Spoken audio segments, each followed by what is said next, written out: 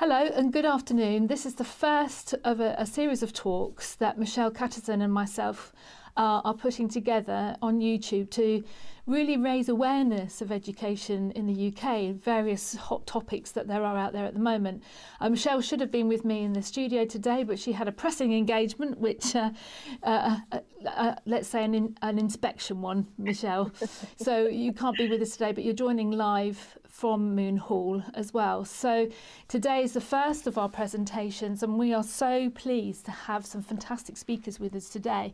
So Michelle, you are the expert. Okay.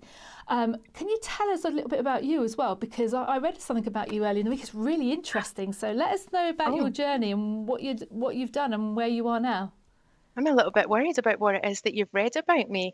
So my journey, you can tell by my accent that I'm from Scotland originally. So I started teaching when I was 20, and I'm a biology teacher and have always been interested in special education needs. So even when I started my teaching career, I always volunteered in the SEN department. I really wanted to help those kids that just struggled to access education for whatever reason, whether that was behavioural or because they had SEN.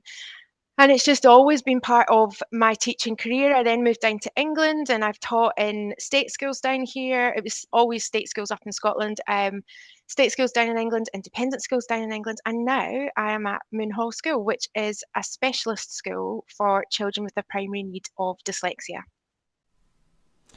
That's great, and thank you, Michelle. So you're going to, as the expert here, you're going to tell us all about the world of SEN, what it looks like.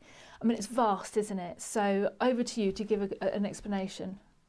So I think what I would say is that when it comes to SEN as a whole across the UK, there's some fabulous examples of people doing absolutely wonderful things. But in the majority of cases, there are so many children being failed by an education system that just doesn't understand them. So I'll get admissions inquiries here at Moon Hall quite often, and the report from the school will say they lack focus, or their behaviours are concerned, or they can't sit still. When I read that, I don't see a problem child or a child that's going to be an issue. When I read that, I automatically think, has that kid got ADHD? Has that kid got some sensory issues that it needs some support with? And for me, quite often when we get those reports, the kids start at the school and behaviour is not an issue. Focus isn't an issue because we put lots and lots of strategies in place.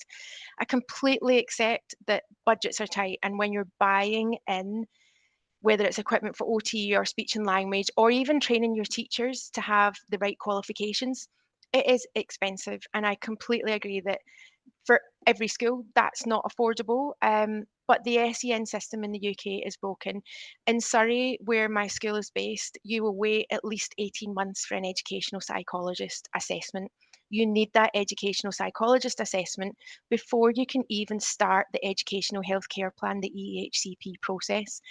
So families are struggling because their kids sit in a class where their needs are not being met, and ultimately, what happens is the kids' self worth, motivation, they might become a school refuser, builds up during that period of time before they've even got the assessment in place. Um, I don't necessarily think that there's not enough money there. I think it's not being spent correctly. So, if we look at one specific local authority that we do work with, two-thirds of their SEN budget last year was spent on fighting tribunal cases, where they lost the tribunal cases in over 95% of the occasions. That is a huge waste of public money. That's a huge waste of resources and money that could be given to state schools to help train staff, or put extra resources in place, or even build a new centre to help them. There's money coming in, but it's not being spent effectively, and that's just not okay. That's a real failure of the system. We know that children with SEN are at a much higher risk of exclusion. We know that children with SEN are at a much higher risk of self-harm, of suicidal ideations, and of becoming school refusers. And that is all simply to reflect the fact that needs are just not being met.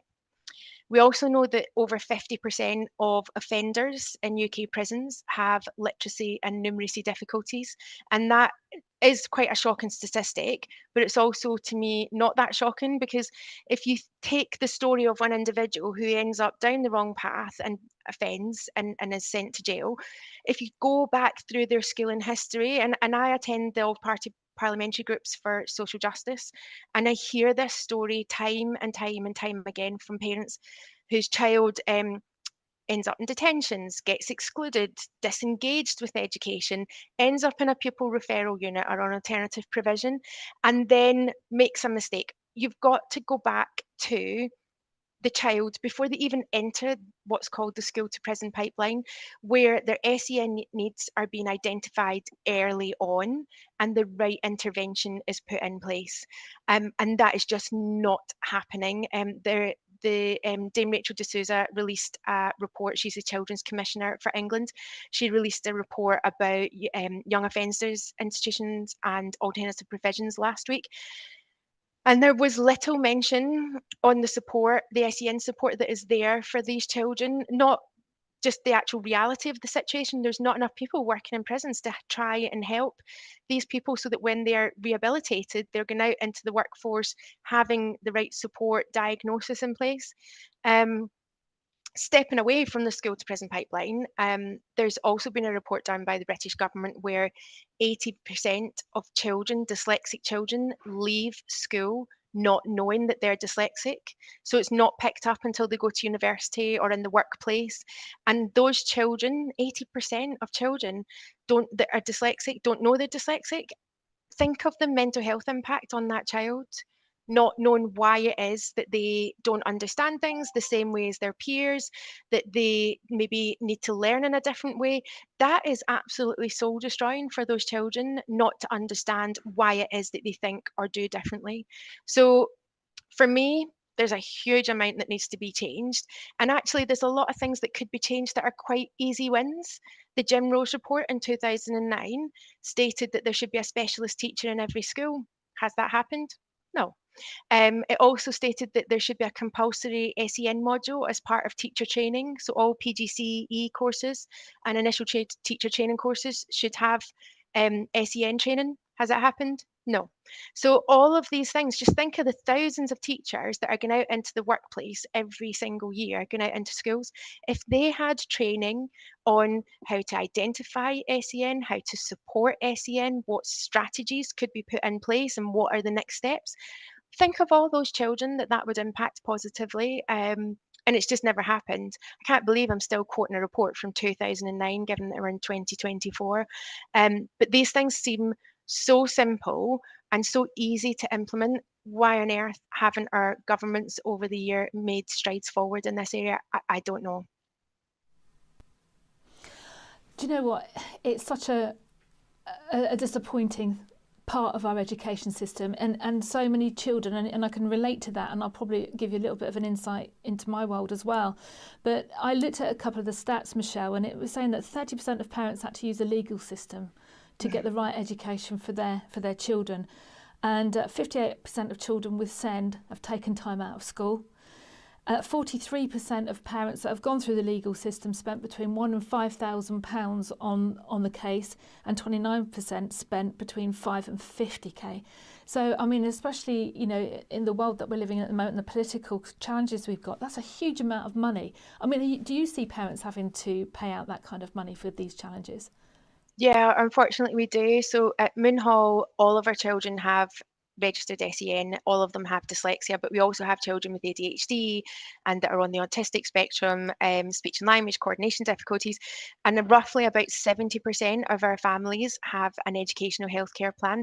So the other 30% privately fund, but many of those families have had to engage with legal support or an advocate in order to get the right support in place, and even just to get the EHCP through with the local authority. It's almost a default position with the local authority when you apply for a needs assessment or you apply for that EHCP, that they come back and say no. I've had parents where the local authority has refused to name Moon Hall and then have wanted to name the local state school. How on earth is a child who's got sensory processing difficulties, multiple SEN needs, able to cope in a classroom with children where there's more than 30 children and one teacher, where the school roll is over 1,000 and there's 1,500 trying to go through the corridors each day? It's just not possible. And I know the way that most schools try and deal with that, and I understand it, but it's not the best way. And children are taken out of lessons to go to a learning support base where the interventions are done. They become segregated from the rest of their classmates. They're then put back into the lessons, having missed what's gone on previously, and they feel even further out of their depth. They also are made to feel very different. The older they get, they don't want that stigma attached to getting up in front of the class and having to leave. We don't take children out of the lessons. The only time they come out of lessons is if they have specific one-to-one therapy, such as speech and language or occupational therapy. Everything else is done within the classroom setting. And that's achievable because we have small class sizes, so no more than 12. And all of my teachers of literacy-based subjects have an extra qualification in specific learning difficulties. And that's above and beyond. Everybody has to do dyslexia training before they start here, and the regular training that we have that runs throughout the year from our SEN and our therapy teams. But yeah, it's why is it this way? I question that all the time. And if you do follow me on LinkedIn, you'll see what doesn't have to be this way. I seem to be saying that a lot at the moment. Why is it this way? Why is the system so broken? Why are we having to turn to lawyers just for children to get an access to education that is their earned and deserved right to be educated in a way that they understand?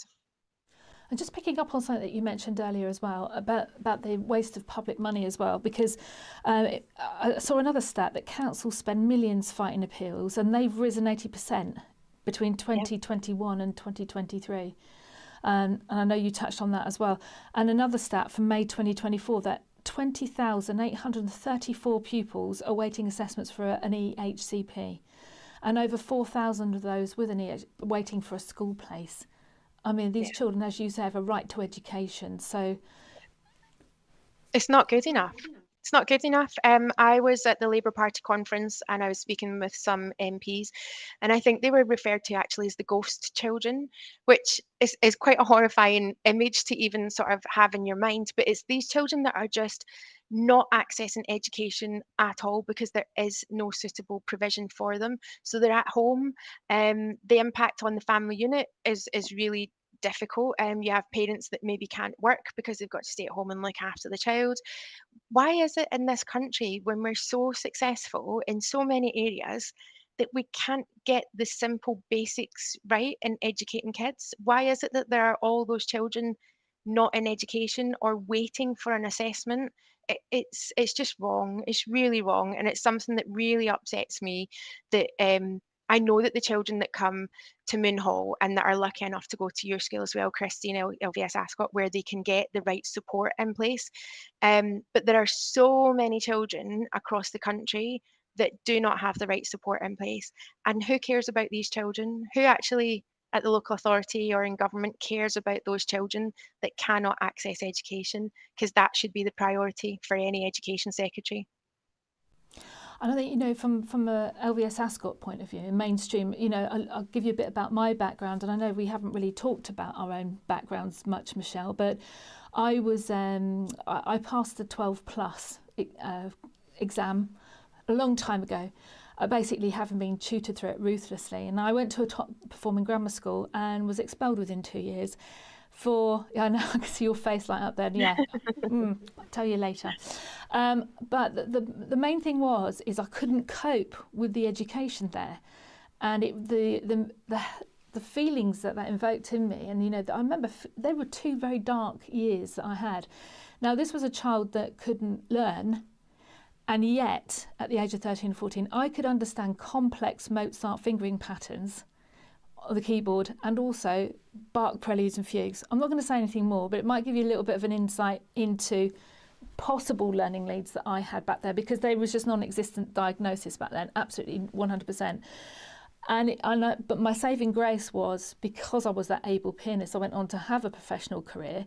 It opened up the world of teaching to me, and I think as you get older, you do you can adapt. I didn't have obviously severe learning needs, but you adapt and change, and you know what you can and what you can't do. So that's been always driven my passion for an all-inclusive education for children, because I could have quite easily not been sat here talking to you today, and it stays with me. And that was an awful long time ago as well. Now, LVS Ascot, this is another thing that really, it worries me a little bit, is we're an all-ability school, which is great. And we do have a quarter of our pupils who have a learning need of some kind. And it's a fully inclusive environment. So even though our children do have specialist one-to-one lessons, we are moving more and more about a fully inclusive education where it's, you know, actually happening within the classroom, and trying to move away from that scenario. And it was one of the things in our inspection report. So we re-inspected last September. And one of the recommendations is that we look about how that SEND provision is actually incorporated and included into our classroom, as well as raising middle management awareness of it as well. But we are all ability, and our admissions process says that we can cater for children with mild learning difficulties. And we know that all children are different, and that can mean a number of different things for a number of different learning needs. But the problem we have is we are receiving a high number of EHCP applications, where it is heartbreaking for us because we do not have the provision for those children. And we're having to go back and say, yeah, we do have children with learning needs, but we don't have that provision for you here. So I don't know if you've got any advice there, Michelle. I mean, what would we do? We know we're getting these children and they need somewhere to go. So what's the best solution there? I think you're doing the right thing, actually. I've heard of a lot of schools where they maybe accept the child at their school, but maybe know that they cannot meet all the needs. I think you're being honest and transparent with the parents. The EHCP is a legal document, and if you accept a child to your school with an EHCP, then you're accepting that you can meet all of those individual needs. What I would say to sort of caveat the whole EHCP thing, because it is so difficult to get an EHCP, parents very much understand, and schools that have kids with EHCPs, the EHCP has to paint the worst possible picture on the worst possible day for that child. Otherwise, you have absolutely no chance of getting that EHCP. So you've got to think about, almost over the course of a year, when has your child been at their worst? What has really impacted them? What's been really tough for them to deal with? And include that in the EHCP application that you're making, because you've not got a chance of getting one if you don't paint that picture, a true picture, of course, but where you're sort of putting out there, this can be my child, and if the right support isn't put in place, this might only happen once a week, but it's going to happen every single day if the right support isn't there. It's exceptionally difficult. I know of a lot of senior schools that, because we stop in year 11, so we stop at year 16. I know a lot of senior schools, when we're sending applications now, will say if they've got an EHCP, we're not going to meet them. We're not accepting them into the school. And I think in some ways, great, because they're recognising that they maybe don't have the skills and expertise to work with children with EHCPs and all the paperwork and the admin and the local authority work that goes with it. But where do these children go? Where the schools, senior schools, that used to be quite well known for being non-academically selective, maybe didn't expect common entrance or 11 plus or anything like that for acceptance into the school. These schools have now all sort of increased their academic threshold, and there's not that middle ground college for children to go to that maybe just need a little bit more nurture, a little bit more support. And the alternative is, so a lot of our kids will just go to their local college nearer where they live, and for some that's great because there's a wonderful SEN department, but I feel as head teacher we kind of nurture, and then we've got this little fledgling that we just go, off you go, and kind of get on with it, and that's a bit of a sink or swim situation for some of our kids. Some of them are completely ready and they love it and they love the independence, but for some of them they need that little bit more. And that's maybe why we're looking at adding a sixth form onto Moon Hall. It's to help those families and those children that aren't quite ready for that next step yet. And just this is probably a bit of a tricky question, but something that I see running a mainstream school is we might have a parent who says, I've got an EHCP, but in all honesty, my son or daughter doesn't need it and X, Y, and Z. Have you ever seen, and because it is legally binding, we still have to say no, but even though probably in our heart of hearts we probably know that child doesn't need that level of support. So can the EHCP work against parents? Do they think it's the right thing to do, maybe when the children are younger, but then it kind of backfires a bit when they're older? Yeah, we had a situation maybe a few years ago here at Moon Hall where we had a flurry of parents all going, I want an EHCP, I want to get an EHCP. But then what ended up happening was what I explained, some senior schools saying, we will not accept children with an EHCP because we cannot meet needs. I've also had a pupil who left here in year 11 and the parents had fought exceptionally hard to get the EHCP and support in place. They'd engaged with a solicitor, so there was a lot of financial commitment to that as well.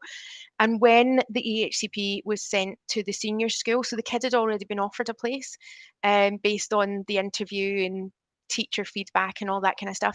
But then when the EHCP came through, the school said, absolutely not, we're not accepting the child. We can't meet the needs that are in the EHCP. So they said, you can come to the school, but you can't come on your EHCP. So the parents had to make a really, really difficult decision as to whether or not do we push for this? Do we fight for this? Do we look somewhere else? But the kids at that point had their heart absolutely set on going to that school. So they've had to go to the next school without the EHCP document. So the school isn't named on the document. Is that kid getting enough support? Probably not. Are there enough strategies? Maybe not. So then you've got to think, what extra efforts is that individual child having to go through just to kind of keep their head above water to make sure that they're able to fit in with that environment? But I suppose you could go back to, well, is that the right school for that child in the first place? Yes, it is. It absolutely is. But yeah, it's very, very difficult. I completely understand why schools are perhaps a little bit reluctant to accept children with an EHCP because, believe me, that provision section can be so daunting. And when you look at X number of hours to do this and therapy for this amount of time and a trusted adult to go to, it can be quite daunting. And I can understand why some schools go, that's just not feasible for us. What we do in that situation, because sometimes the EHCP is written for a different type of environment, so it's maybe written for primary school or those kids that are in a state school classroom, we will go back to parents and say, we can meet XYZ, but this is definitely something that we can't do here at Moon Hall, but we do this instead. So we get an agreement with the parents and the local authority, and we're very transparent from the beginning that that's not the way we operate here at Moon Hall and that's not the way we do things. And if everybody's in agreement that that's the way it's going to be, then generally the child will come to the school with those amendments made. And I've just seen a note from Lucy in the chat actually that says if the school is not funded or named in section 1 of an EHCP, then the school is not legally bound by the EHCP. That's really worth knowing from our point of view.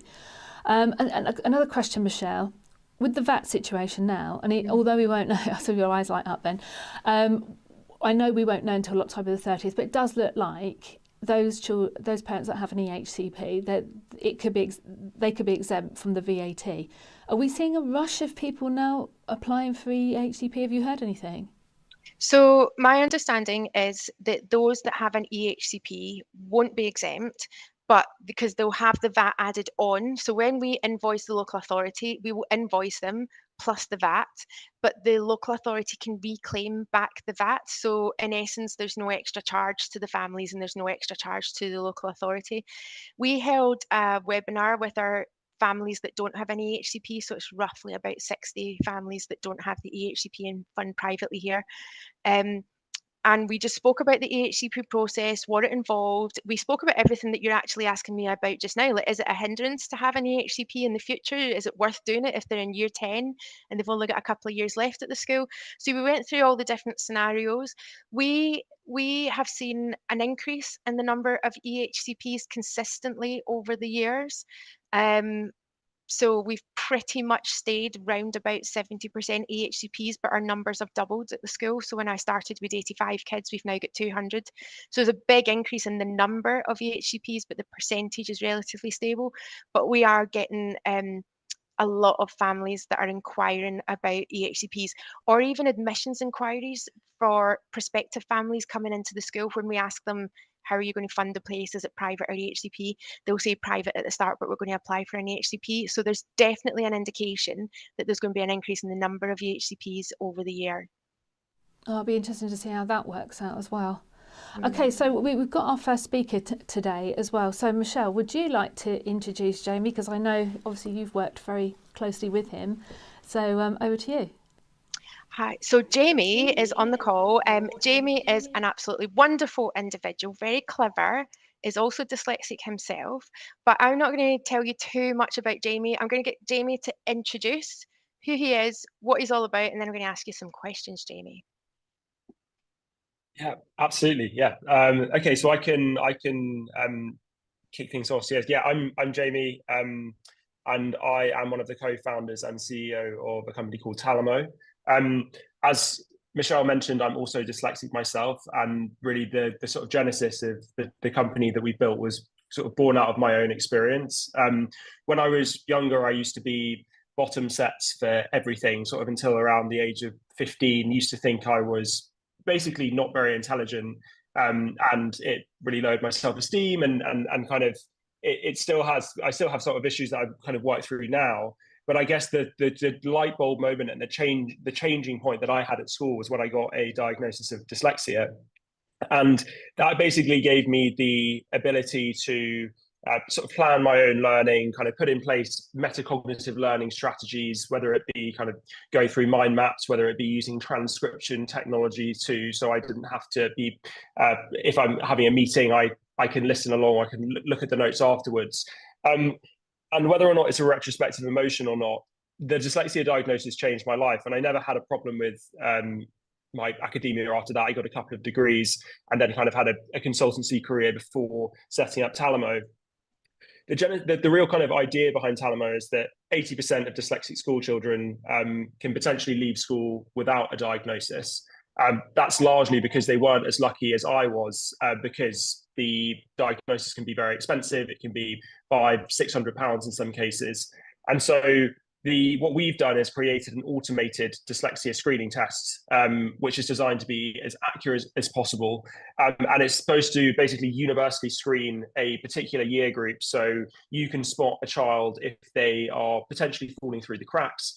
Instead of costing £500-600, it costs £10 to £12 per child. And so the idea here is that those students from a potentially a lower socioeconomic background who may normally be falling through the cracks, they can then be screened. It might be that they go on to get a formal diagnosis afterwards. It might be that they never get that, in which case they can still use the report that we generate to put in place those provisions that we recommend. So we have a parents product and we have a schools product. And from a schools perspective, and I think this is one of the things that we've sort of alluded to a little bit in this conversation, is that not all schools are created equal. And there's a big discrepancy in terms of the amount of resource a particular school might have over another school. And so what our intention is not to do is sort of give a parent a stick to beat the school with, to say you need to do X, Y, and Z, because it might just be that a school is completely stretched and they don't have the resources to provide intervention or provision. And so we want to kind of meet the school where they're at in terms of provision. So there are lots of free resources that you can use. You don't have to be paying for inset days or intervention plans, which are very expensive, or training up new staff or welcoming new TAs. There's ultimately something that you can do for the children, even if you're not putting that much time in or that much expense. The main thing for us is that the child is not noticed or not identified, because that's the worst of all worlds, because that child at that point is just thinking, well, what's wrong with me? I'm obviously less than, or I have something the matter, which could easily be explained around with it, whether or not it's dyslexia, whether or not it's dyscalculia, autism, whatever it might be. It provides a map for how to read this child and the provision that you might want to put in place. So Jamie, you mentioned a stat that I also use quite often, is about the number of children leaving school that aren't diagnosed. Do you think early intervention and early diagnosis is important? 100%. I mean, I think, but basically, early identification or early diagnosis is really just a means to an end. I mean, as you say, the intervention piece is the most important. But the problem is that because you have long wait times, because you have a kind of prohibitive cost barrier, it might mean that you're waiting 6 to 12 months before you even get any intervention. And the thing is, it's like, as we all know, the development time of children is crazy, how much you can develop in 6 to 12 months, and all of that learning time that all of their classmates have developed in a particular way. For example, if you had had a diagnosis of somebody when they're 7 years old compared to when they're 8 years old, the effect on their learning might be huge. Because if you got a diagnosis at 7 and you realize that this child has real issues with their phonics and you wanted to put them on a structured intervention program, and you did that when they're 7, by the time they're 8, they might no longer have a problem with their phonics because you've intervened. Instead, you might be kicking the can down the road. They've then moved on to wanting to do more sophisticated things with language, moving on to kind of more comprehension and things like that, and they're still struggling with their phonics. So, yeah, 100%. Early intervention, early identification, so you just have a map for the child, and then early intervention is that's the thing that's going to help in the long run. And you mentioned about your sort of school experience and then the diagnosis. What was school like pre-diagnosis of dyslexia and then post? Did anything change? I think it's funny because it probably didn't change like a light bulb going off. It probably was more of a kind of gradual shift in terms of I understood that it was something that wasn't necessarily related to something wasn't wrong with me. And so I think that what that gave me was that it gave me the sort of the ability to think of things like, oh, okay, that's just how my brain works. So I could think more rationally and logically about it, because I think so much of the way that children are motivated is around what their self-esteem is like. So if you're trying to read through a book and you're thinking, oh well, I just know that I'm not very clever, so I'm not going to be able to get through this, rather than I have a working memory issue, so I know that I need to chunk up this information, or just something like that. It means that you can be a bit more practical in your approach. And so if I take a kind of comparison of what I was like before and what I was like afterwards, I think what happened before is that I just used to be very demotivated. So I would think that I wouldn't particularly like homework. I would think that I wouldn't be the sort of person who can engage in a lesson. So it would be a kind of double-edged sword, that I wouldn't do my homework, and then the problem would get worse, and it would sort of cascade. Whereas once I got a diagnosis, then I was able to look at it and say, well, I know that I have a challenge in this area. I know that, but I've also been told that I've got good lateral thinking skills, so I can latch on to that and think, oh, there's actually some things that I can do which are better than other people. I've got good visual skills, so if I use a mind map, I'm more likely going to remember what I need to revise for my exams. And so it just allows you to be a bit more practical in your thinking. So I think that was probably the biggest. I never even thought about if there was another way of learning before I had a diagnosis. So it wasn't necessarily even just the case of a diagnosis. It's more to say, oh, I see, like there isn't just one step path that you have to learn in school. There are other ways that you can learn, and some of these other ways might actually be better suited to the way that your brain works. And I know that the Education Endowment Foundation, they say that the number one piece of evidence they have, or the number one teaching strategy that they say is the most important for kids, is metacognition. And so basically, in metacognition, i.e. learning strategies tailored around your brain, starts with metacognitive awareness, i.e. knowing what your brain is like, knowing your cognitive profile. I don't think a child is necessarily going to know what the term cognitive profile means, but they might know that I'm better with pictures, I'm better with things that are more visual, I know that my memory is not very good. And then you can kind of tailor your own strategy. You can start to think, okay, how can I plan my learning? How does that make sense for me?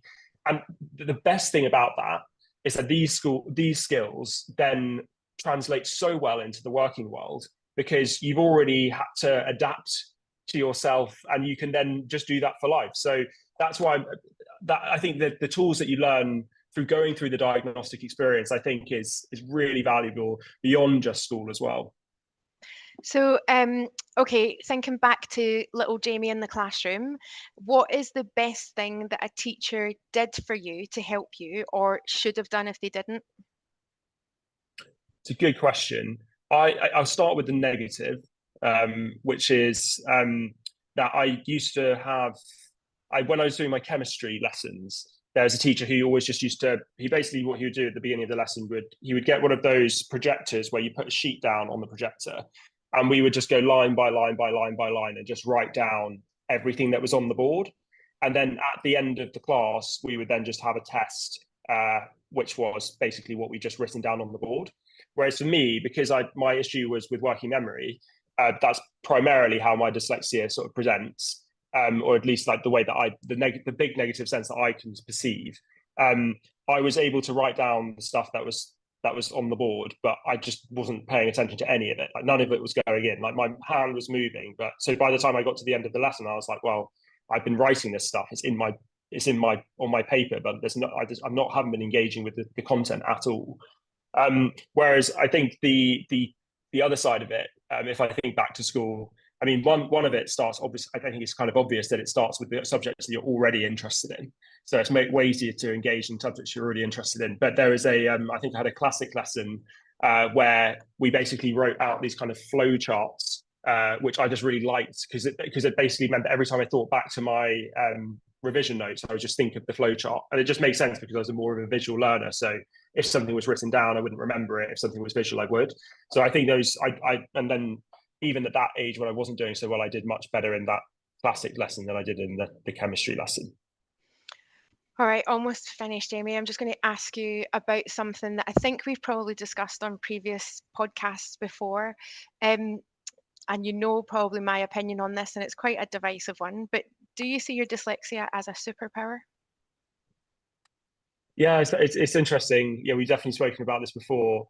I mean, I probably would say no, just because I think it's just much more personal than that. It's in the same way that everybody is good at some things and not so good at other things. I mean, if you spoke to my partner and said, "Do you think James' dyslexia is a superpower?" I think she'd be like, "Well, he forgets his keys all the time, so probably not." Whereas I think for me, I know that I'm good at lateral thinking, so it means that I can communicate quickly on the fly. I can come up with strategies easily, and I'm quite creative. But I pay for that in other areas. Like I pay for that in the way that I'm a very slow reader, not a good speller, and have a very poor working memory. So I don't view it as a bad thing. I definitely don't view it as a bad thing. But I think it's a stretch to say it's a superpower. And also, I think it sort of presumes that dyslexia across the board, like you could be, unfortunately, there are children who are lower ability and have dyslexia, and it might not be that they feel like they have a superpower. It might feel like they're really behind, and it's a huge bane of their existence. And to them, it would feel slightly strange presenting it as a superpower because it's not for them, and you kind of feel they might be feeling like they're being lied to. At the same time, I think that the rebrand of dyslexia in some circles to a superpower isn't necessarily all bad, because it means that it's a positive way of viewing a condition. But I think if I was to take the way that I would explain it is that it's just a different way of learning. Like you have, like anybody else, you have some things that you're good at, some things that you're not so good at. In a classroom environment, it just might be more obvious if you're dyslexic. It might just be a bit more it might just be a bit more of a discrepancy between the things that you're good at and the things that you're not so good at. So yeah, superpower maybe for some people, but the way that I would look at it is it's based on the individual. And some people might feel that a superpower is the way they like to describe it because it's nice, it's positive. But I think if you're presenting it to children and you don't know how they're going to perceive it later on, I think it's probably worth just playing up the strengths and the weaknesses and trying to get them to understand both. Yeah, I couldn't agree with you more, Jamie. So last thing from me, where do people find out more about Talamo? Where can they find information if we've got educators that are watching this, or even parents? How can they find out about Talamo and what to do about it? Yeah, so if you go to talamo.co.uk, you can find more information. We basically have a parents test that we sell currently. So if you wanted to have your child tested, you basically just sit alongside them and take the screening. But our main focus is schools. So we're currently piloting in 44 schools. We'll be doing that until the end of the year. We're constantly looking to onboard more schools. So if you wanted to join our pilot, you absolutely can. But we're looking to launch more publicly in the new year. So if you just go to our website, talamo.co.uk/schools, if you're an educator, you can just book in time to chat with us, and we'd be more than happy to talk you through the tool and tell you what it's all about. Thank you so much, Jamie. A pleasure as always. Back to you, Christine. Yeah, thank Thanks, you, Jamie. everyone. That was so interesting. Thank you. Now we've got two LVS parents who are online this afternoon as well. Two amazing parents. We're going to go first to Nikki Stenson, whose son was at LVS Ascot. And Nikki's got quite a story to tell you. So, Nikki, over to you. Thanks, Christine. Yeah, how fascinating was our journey, right? I think we learned a lot from each other. My son, Jack, was diagnosed quite late. He was nearly 12. And I think it's just because there was so much, and I don't know if it's still the same way, but back then, I mean, he's 21 now, there was so much misunderstanding and ignorance around autism, around Asperger's. He was actually diagnosed with Asperger's in early 2015. And just, it was such a challenge, more for him, and I'm kind of talking on his behalf. I hope he doesn't mind. I haven't even asked him, bless him. But he's now doing his master's at Southampton University, and which is extraordinary. He's been the most extraordinary human being, and he succeeded. But the challenges were so hard. He fell between the cracks. I remember, people saying, well, he doesn't look autistic. And it was like, well, I don't know what autistic looks like. Like, you don't look stupid. I remember saying that to someone and then being horrified. And I said, but, you can't say that to someone because I don't understand what an autistic person is supposed to look like. And it's interesting, I actually wrote in the comments of the chat, people watch Rain Man, that movie from the 80s with Tom Cruise and Dustin Hoffman, and they think they understand what an autistic person looks like or how they present. And, Christine and I were on a massive journey. I mean, it was very challenging. There was lots of crying on my part. Remember, Christine, lots of tears, lots of stress. Jack was denied an educational healthcare plan. We took the local authority to court. We lost because he didn't appear autistic enough. And, Michelle, you made a really interesting point. You have to have the worst day of the worst point of that child's life. Well, my son was living that, and we were living that. I ended up actually getting sick. I got breast cancer, and I don't know how much of that was related to the stress, but I lived my life in stress. We were just going from one stressful situation to the other. And it wasn't so much his learning, it was social interactions, it was executive functioning, it was things that if you don't know what you're looking at and you don't know what you're looking for and you're not trained, you just don't know. So it was a real minefield. And, I look back now and I think about what we went through and we survived it, but I can tell you not unscathed. And I think as a parent, if you can get your child diagnosed early on, do it. Don't ignore it. Especially a mum, I always thought there were some challenges, but everyone around me was going, no, it's fine. But you kind of know in your gut. And I think if anyone is considering having their child assessed or has a concern, do it. Don't listen to other people. Do what you know in your gut is right. Because generally as mums, we are right because we carry that baby, right? We know. And it's the slightest little thing. So I think that's one of the regrets I have, that we didn't do it sooner. And, my husband, David, will tell you that he pushed hard against getting Jack assessed because he was like, oh, this is going to stigmatize our son. And whereas I saw it more as a way of making sure that Jack had a life to be forged and he deserved to be heard and to be supported. And you can ask Christine. I mean, Christine, I can't see your face, but I'm sure you're nodding and smiling.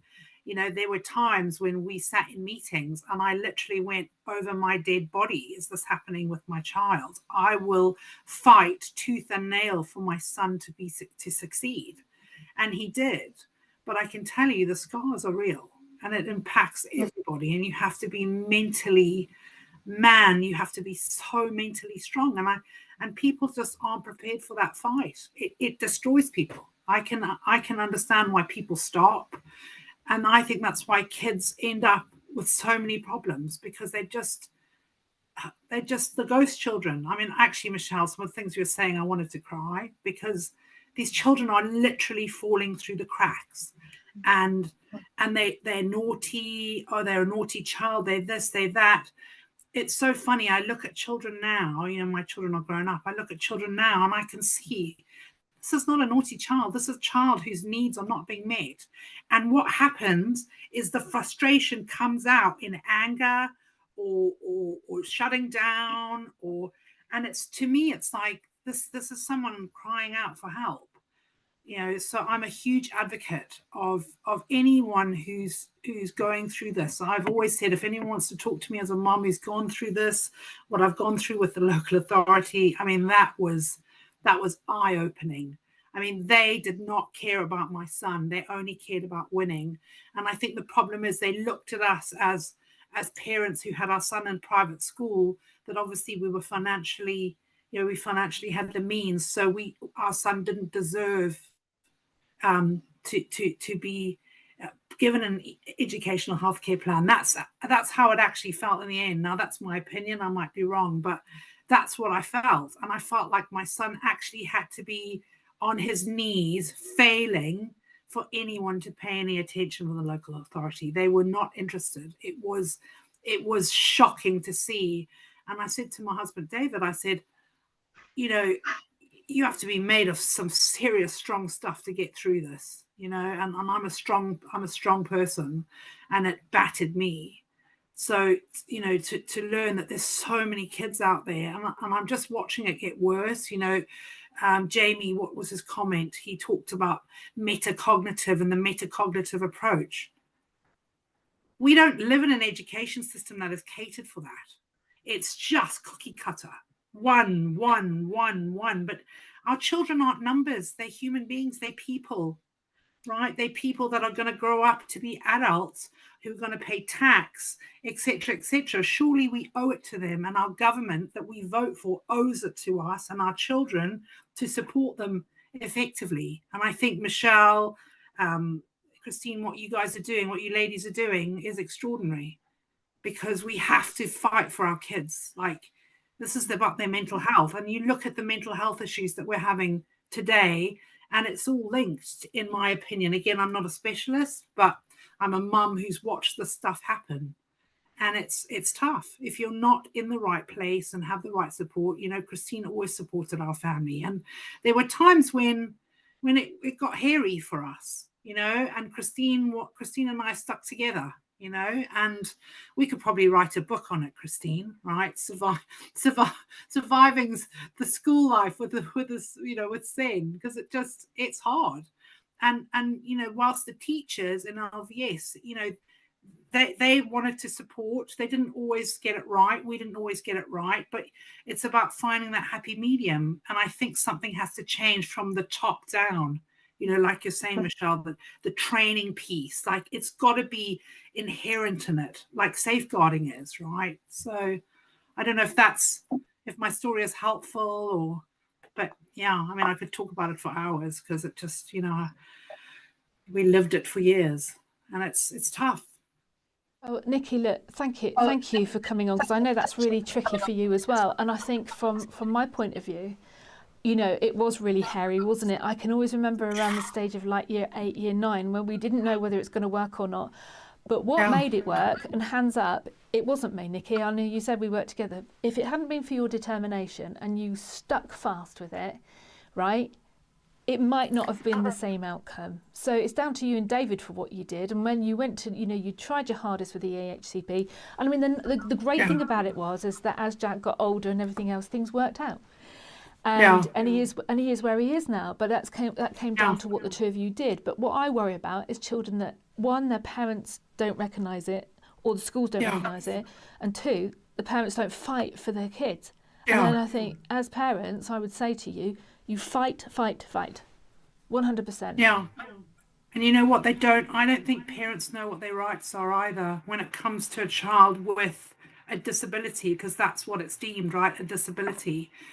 And you have to build up your knowledge and understand what your rights are, and that and that no one is going to advocate for your child other than you. Look, Christine, you did advocate for us, and thank you for the compliments. I know I'm very fierce when it comes to my family, and I remember holding Jack by the shoulders one day and looking him in the eye and saying, my boy, you will survive this, and you will be the human being that you want to be. You will be successful. And I have to tell you, well, he's amazing. He's smashing it at uni, and he's going to be a scientist. And honestly, he's doing his master's. And I remember having a conversation where it was like, well, we don't know if he's going to do his GCSEs. And he did those, and he did his A-levels. But yeah, parents have to fight. But I don't think there's enough in place for parents to have that support, because I remember crying and feeling so alone. There was no one. Who do you go to? You just look like a crazy person, because that's what happens. You end up feeling like you're losing your mind, and it's really hard.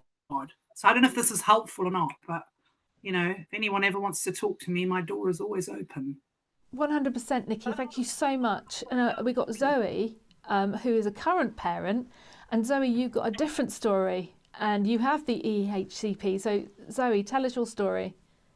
So, hi, I've got a girl in year 11 and a boy in year 7. Both of them have SEN.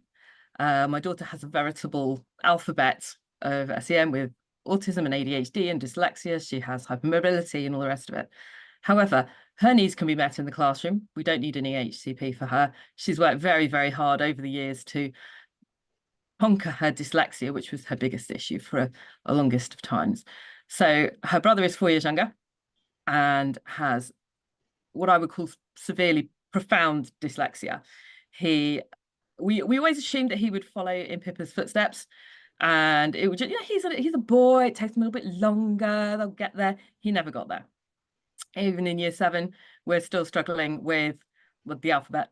We're struggling with, he wouldn't be able to read a road sign or a menu or anything like that.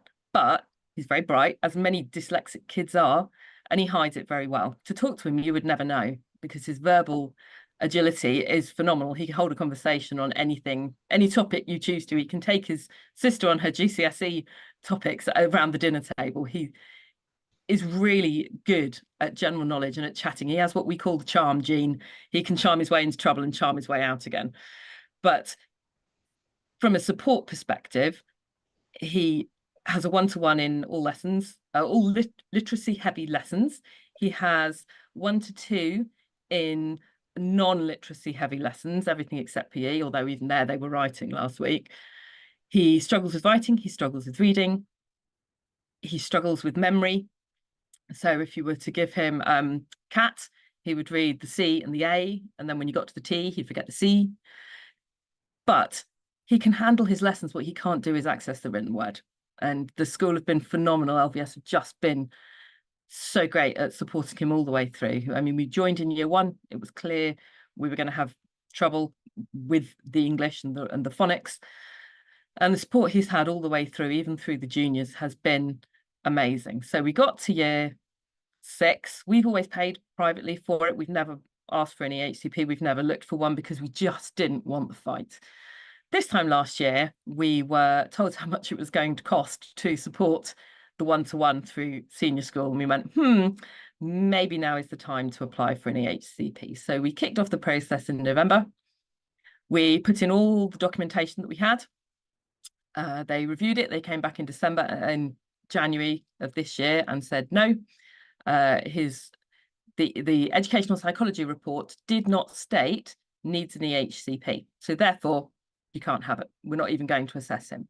So we went, oh, that is not what we're after. When we had the educational psychology report done, we weren't looking for any HCP at the time. So what it stated was all his needs, and it did an awful lot of assessment, but it didn't state needs an EHCP, because we didn't need it to.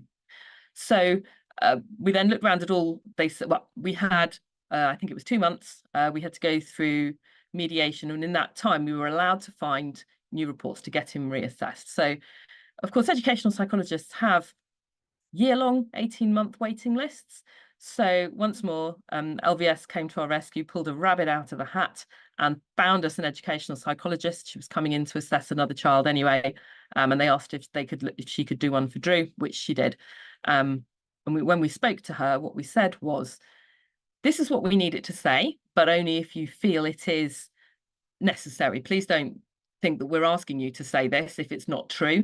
Please just assess him as you feel free. But if you feel that this is warranted, please state it in your report, because that's what we need.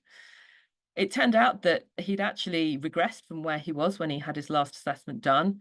And the report we got was phenomenal. It stated exactly what he needed, when he needed it. It was the perfect report. It was written by somebody who actually, as part of their job, also worked for a local authority assessing EHCPs.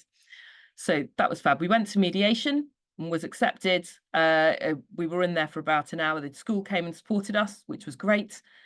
And we then, they went off and then thought about it some more and came back at the beginning of April saying, yes, we're going to assess. So that's the first hurdle.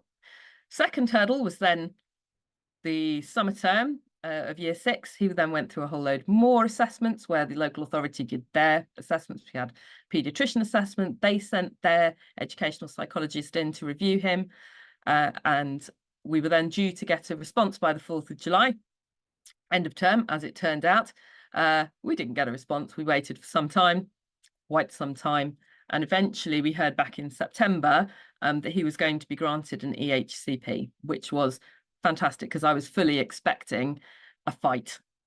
And I was all geared up for one. I was always a little bit disappointed that I didn't get to be my mummy bear poking holes in everything, but it worked. So we've got it. So we've now got the draft report, which went back last week. So I edited that and I've sent it back, and we're now waiting for the local authority to again look at their version, look at the changes that I would like, and wait for them to come back with an assessment of that. What the actual end product will look like, I actually don't know. Whether it will be contributory funding, whether it will be supporting what he needs in the classroom, I actually don't know. Because what they'd written in the report was very woolly, would be a good word for it. But otherwise, it was great. And it's fantastic that we've managed to get it. Brilliant, Zoe. That's fantastic news. What's your advice to anybody out there listening to you now? What's your advice to them? So my first bit of advice would be, just because your child has special educational needs doesn't necessarily mean that they're entitled to an EHCP.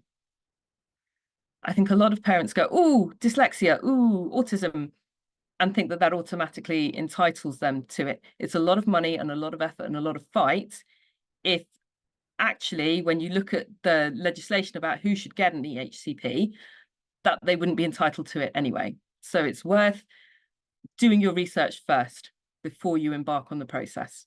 There are don't get me wrong, there are a lot of people out there who should have an EHCP and haven't got one.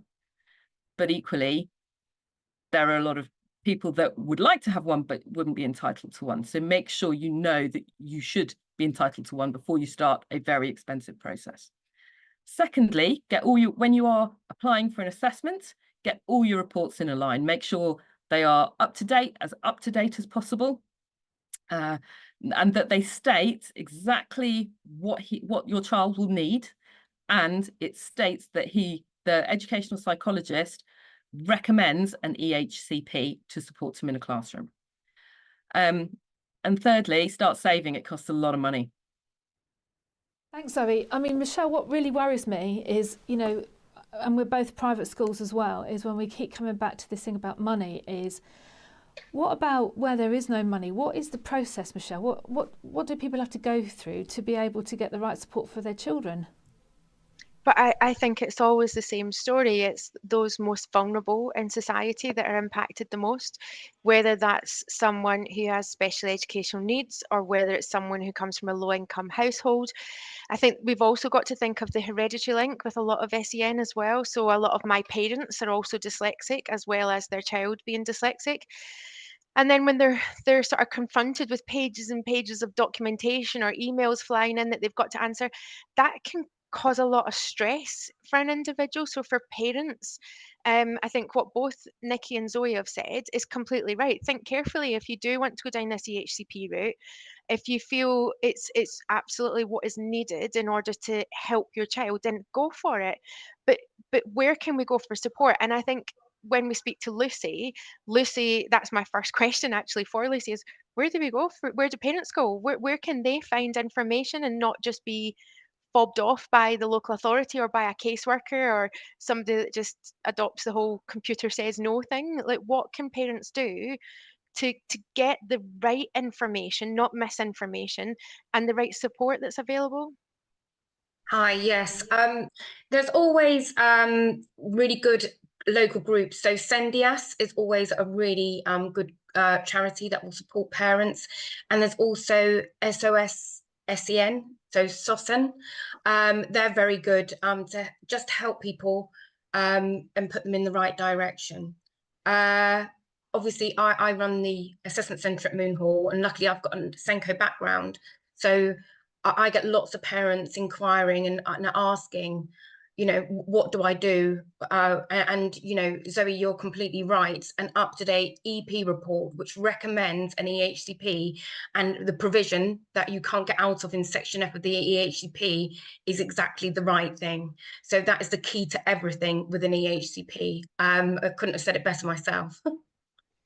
And Lucy, just to give you a little bit of an introduction, Lucy Pelling, she was my head of SEN, and now she's got a really exciting role here at Moon Hall, where she's head of assessments outreach and our head of our assessment centre that Lucy's just spoken about. And we've all sort of mentioned the amount of time that it takes to get a report done or to get the EHCP. Lucy, tell everyone a little bit about the assessment centre, what it is, and why we set it up. Okay, well, it was Michelle's brilliant idea. We had a lot of people who would come to Moon Hall and apply for places, or they needed up-to-date reports for an education, health and care plan application, and, you know, would say, look, dyslexia has to be your main need. You haven't got a dyslexia assessment, and they'd say, where do we go? And we noticed that there was a lot of people, lots of waiting lists, especially for ASC, autism diagnosis, and ADHD on the NHS. Depending on where you are, it's a complete postcode lottery. But if you're like in the South London Slam or Surrey area, it could be a 3-year wait for you. So number one was, you know, okay, you can go down the NHS route, but a lot can happen in 3 years. Needs might not be met in class. You don't get a diagnosis, and you know, things can go from okay to awful to probably not going to school for some kids. So we had quite a few contacts in the SEN world, and we got together with a few people who are psychiatrists, educational psychologists. We use our own SALTs, our own OTs. We've got a behaviour optometrist. We've got a specialist dyslexia assessor. We do ADHD assessments, we do pre-assessments. So if you've got a child who you think, not sure, is it ADHD, is it ASC, is it anxiety? I don't know, because these obviously are quite expensive assessments, and you don't want to spend thousands and go down the wrong route. So we, with our psychiatrists, do a really good pre-assessment, which actually, you know, sometimes says, look, don't go down that route. Your child needs counselling for anxiety first. We need to get that under control before we look at X or Y. We also offer means-tested assessments. So, you know, it's all very well saying, oh, I'll go and have a private report, but obviously some families can't afford one. So out of the surplus that we've got, that we make, we put some of it back in, and we have offered people sometimes completely free assessments, which is really good, because it then helps them, you know, for their EHCP applications, and you know, to find out, you know, what their child's needs are and how they can have the provision that can be put in place. So yeah, we run it once a month on a Saturday from Moon Hall. We do all the assessments on that day. So we just had one on last week, and you know, we had 27 families in. And all our reports are completely compliant with NICE guidelines if they're ADHD or ASC. Our EP can appear at tribunal, because that's another thing that people have got to be very careful of, is if you've got an educational psychology report, if it's a very sterile report, you went to somebody's house, you had it done, you've just had a cognitive assessment and an attainment assessment, that's not going to fit to stick at tribunal. So you actually do need the EP to come in and observe that child or that young person in the setting as well. And like Zoe said, make that recommendation that yes, X needs small class sizes because of this. So we do offer that kind of enhanced assessment. If anybody's watching, we've got a 2 to 3 month waiting list. So we're actually quite accessible at the moment. And that's the assessment centre in a nutshell, I think. So Lucy, if imagine, so you're a trained qualified teacher, you've got the Senko award, you get your level 7, so you do access. When Christine introduced me as the expert at the start, it was most definitely you that is the expert, Lucy, and we're very lucky to have you here at Moonhall.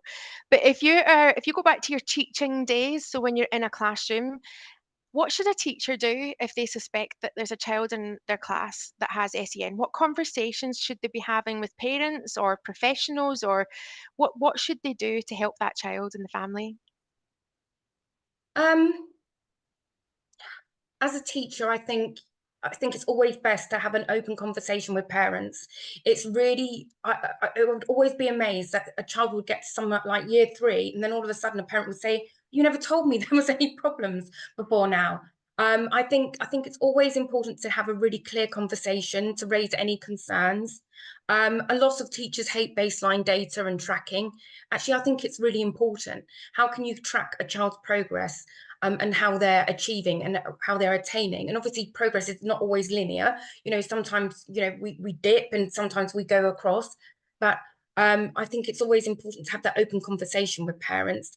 And then, you know, for teachers, I just think they need to be skilled up, because obviously I went on a 4-year primary school teacher training course many years ago, and I had 3 hours of SEN training. And that's why when I started to get interested in SEN, I went back to university. But I understand now that there's still no modules on SEN at most teacher training courses. And when you think 30% of the population is neurodivergent, you know, that could be about 10 children in your class of 30. So you could have, I don't know, maybe 3 or 4 dyslexics, an autistic child, a couple of children with ADHD. So I think the main thing is for teachers to be educated and to be trained, and that's important. And I still think it's not happening at the moment in most schools.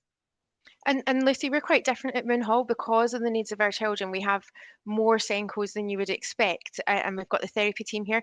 But quite often in a school, there's only one Senko, there's just one person. We've got a Senko network that we do here at Moonhall. Can you just, in case there's any Senkos listening about what can I do to get support or inform myself, what could they do? Yeah, so once a term, we actually run Senko forums where Senkos can come from anywhere. We also run it online. So if you can't come to our school in Surrey, you can join us online. And we have guest speakers. So we might have somebody like Dr. Helen Ross talking about dyslexia. Jamie might talk about the Talamo screener. We might have somebody talking about mental health in schools. And it's all free. So it's really important for us that it's completely free. And it gives people some CPD. We also are going to launch online lunchtime sessions, because I think that's going to be really useful for Senkos. Sometimes Senkos just want to ask questions, especially when you're starting out. You don't really have an idea, or you've got a problem, you don't know how to solve it. And usually the support of somebody who's been through that experience is really important. And I think also maybe we might start to do like twilight sessions for parents. You know, how can I support my child with dyslexia with homework? How can I support my child with dyslexia with revision? So yeah, I mean, our Senko forum is open to anybody. Just contact us through the website and we'll make sure that you get on our mailing list. Thank you, Lucy. Back over to you, Christine. So look, this has been a wonderful chat, which I think you'll agree with this one. I mean, the reason why we got together in the first place is that you might have noticed that both Michelle and I are quite vocal about what we believe how the education should be run in the country. And that's why we've started the Education Exchange, because what we've learned is the power of talking to each other and sharing ideas and sharing experiences. And so we will be looking forward to delivering another session soon. And I suppose when we have a little bit more time now, Michelle, we'll be refining what that looks like. So I think it's goodbye from me and goodbye from Michelle. And thank you for tuning in. And please do contact any of us if you'd like any further advice or you've got any questions. So that's it. Thank you very much. Thank you.